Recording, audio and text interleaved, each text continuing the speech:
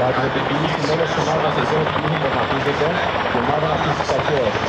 Εμένως ο Φέρμας Μάρκης που βρίσκει το γιος της ομάδας, ενοχή την τραυματία, εκτελώντας το πρωτόκολλο Match Hold. Την ίδια στιγμή, το EH90, έχοντας προσγειωθεί, παραλαμβάνει τον όμιλο που είναι στόχος της αξίας, ενώ ο τραυματίας θα μεταφερθεί στο όχημα Polaris